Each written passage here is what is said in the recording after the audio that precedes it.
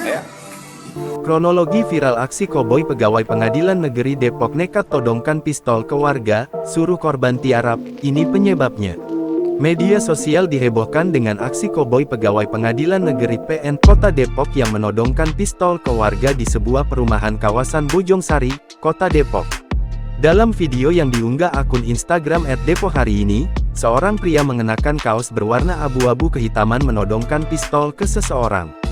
"Sini lu," kata pria berpakaian kaos coklat itu. "Tiarap kamu, gua jeduk kepala lu sini," ucap pria itu dalam video. Terdengar suara klik dari senjata yang digunakan pria yang direkam, diarahkan ke pria yang merekam video. Tak lama kemudian, pria yang diduga petugas pengadilan negeri PN Depok itu menyerang korban hingga ponselnya terjatuh. Namun, korban menjawab santai perlakuan petugas PN tersebut. Humas PN Depok, Andri Eswin Sugandi membenarkan aksi koboi yang viral tersebut dilakukan oleh oknum pegawai PN Depok. "Terkait itu memang benar, itu adalah pegawai kami, tapi kejadian tersebut di luar jam kerja," kata Eswin, Senin siang. Kata Eswin, pelaku berinisial DLO saat ini yang bertugas sebagai staf panitera PN Depok. Saat ini, PN Depok tengah mendalami motif yang dilakukan pelaku menodongkan senjata ke tetangganya. Bahkan, Wakil Kepala Pengadilan Negeri Depok Bambang memimpin langsung pemeriksaan internal terhadap pelaku.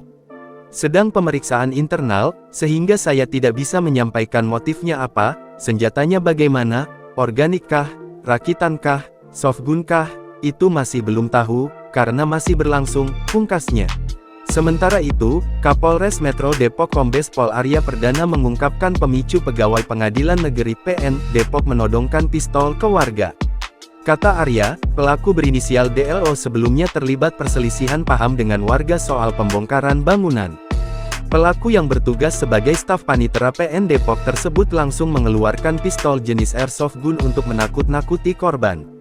Ada perselisihan paham antar warga soal pembongkaran bangunan, lalu pelaku mengambil airsoft gun untuk menakuti pelapor, kata Arya, Senin, tanggal 12 Agustus tahun 2024. Download Tribun X sekarang, menghadirkan lokal menjadi Indonesia.